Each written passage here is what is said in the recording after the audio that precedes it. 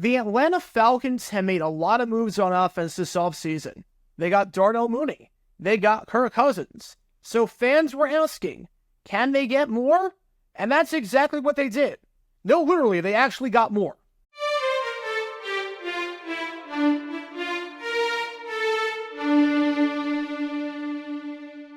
Welcome everybody to JJ9 News. We talk all things NFL all the time. I'm WR9 representing the 904 from the 602. And today we are talking about a trade that just went down between the Atlanta Falcons and the Arizona Cardinals. A lot of news happening today. We're going to cover all of it right here on JJ9 News. We're going to start off with this. The Atlanta Falcons trading away backup quarterback Desmond Ridder to the Arizona Cardinals in a straight swap for wide receiver Rondale Moore. I want to talk about what this means for both teams, starting off with the Atlanta Falcons.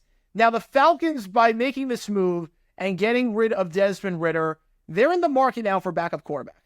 Yes, they have Taylor Heinicke on the roster. I would be very surprised if Heinicke stays on the roster because right now, his cap hit is $9 million. It's actually a bit more than $9 million. For a guy like Taylor Heinicke, that is absurd. For a backup quarterback like Taylor Heinicke to carry a $9 million cap hit, that is gross mismanagement of funds. You can cut him and only incur $2 million in dead cap space. So you figure that Desmond Ridder was going to be the backup quarterback for Kirk Cousins, and Taylor Heinicke was going to be cut for the Falcons because of that cap hit. Well, now Heinicke's still on the roster and Desmond Ridder is no longer there. So the Falcons probably need a backup quarterback because they won't bring back Heinicke. Possibility for me that I could see is Ryan Tannehill. Obviously, he lost a step. He's on the older side of things at 36, but he's not coming back to Tennessee. We know that because they signed Mason Rudolph, and obviously Will Levis is the starter there. You know what you're getting in him, provided he can stay healthy. And even though he has lost a step compared to where he was in his prime, he still had some great moments last year. Remember that Week 18 game against Jacksonville? I wish I didn't remember that game, but he did play well in that one. The game against the Chargers where he went 20 for 24 was super accurate. The Bengal game where the Titans were firing on all cylinders, maybe the best game they played all season, in that 27-3 win. Tannehill's not going to be starting anywhere this year.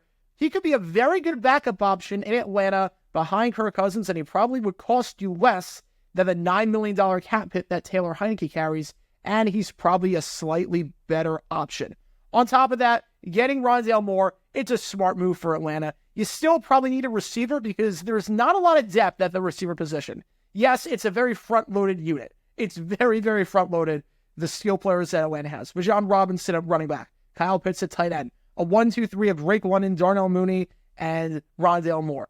But there's no real depth behind them, so I could definitely see the Falcons still drafting a guy on day 2, especially since Moore only has a year left on his contract. Maybe the Falcons even draft 2 wide receivers.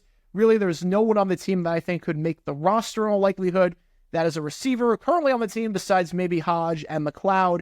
But if you're relying on those guys as your first man up, it's not pretty. As for the Arizona Cardinals, well, this move solidifies their biggest need in terms of we know what they're doing now. We know exactly what they're doing. We know which way they're going to be leading in the draft and the rest of this offseason because they desperately need wide receiver help. They already needed wide receiver help before the start of the offseason. Now Hollywood Brown's still a free agent, unsigned. He might not be coming back. And Rondale Moore no longer there. You figure maybe the Cardinals in the first round with that first pick, because they do have 2 first-round picks, were leaning between wide receiver and offensive tackle after the DJ Humphries injury and then the subsequent cut. But those rumors are done after they signed Jonah Williams. I think that's a great pairing. I think that's a great offensive line to get out the bookend tackles. You got Paris Johnson, your first-round pick, who played last year and was phenomenal. And you got Jonah Williams. That's a very good combination of tackle. Obviously, receiver is the biggest need. Receiver is absolutely the biggest need after getting rid of Rondale Moore, if it wasn't already.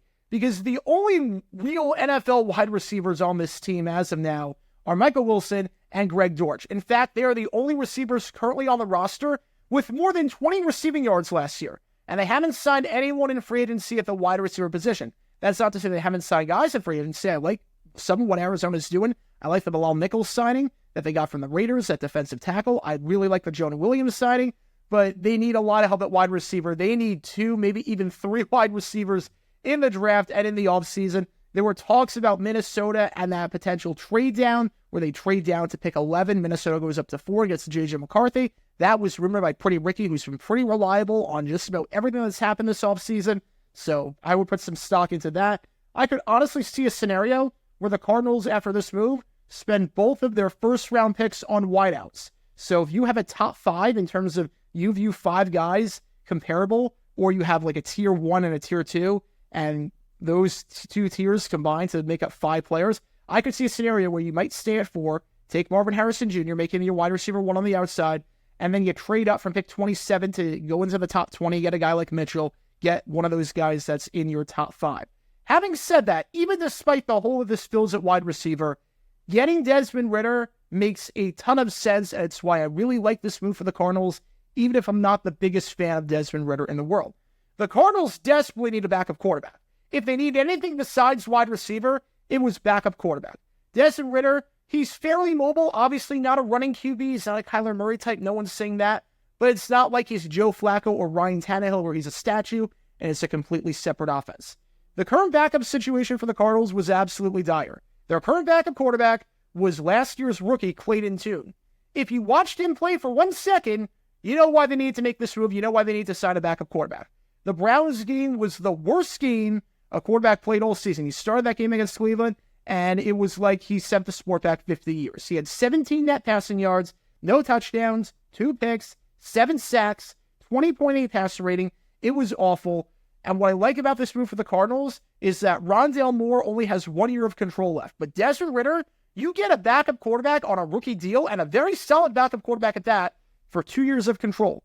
You get Ridder on your team for 2 years. You don't have to worry about the backup quarterback spot. You have one of the better backup quarterbacks in football. Again, not saying Desmond Ridder is good by any means, but he's better than Clayton Tune, and you get him for 2 years of control, especially because the backup QB market is kind of wild right now. You got guys like Tyrod Taylor making $9 million. You see these backup quarterbacks making $7, $8 million that are not the best. You get Desmond Ridder for a pretty good cap hit, all things considered, on a rookie deal.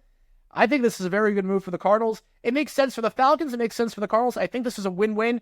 Rondale Moore obviously going to bolster the Falcons' receiving unit, be a very good slot receiver in that offense. Cardinals, we know they still need help at wide receiver. We knew that before they traded Rondale Moore. Now they absolutely need help, but at least they filled that hole at backup QB, and they filled it for the foreseeable future, not just for 2024, but for 2025 as well. And it means that Clayton Tune is no longer the next man up if Kyler Murray goes down, which is obviously a moment to rejoice if you are a Cardinals fan hearing that news. But what are your thoughts? Who do you think won this trade? Do you think the Falcons won this trade? Do you think the Cardinals won this trade? What was your reaction to this trade? What are your thoughts on it? Let me know all your thoughts in the comments down below. That's going to do it for this episode of JG9 News. Be sure you like and subscribe. It helps the channel out a lot. And be sure to check out my main channel, JR9, where we talk all things NFL history all the time. Until next time, this is JR9 signing off. And as always, go Jags.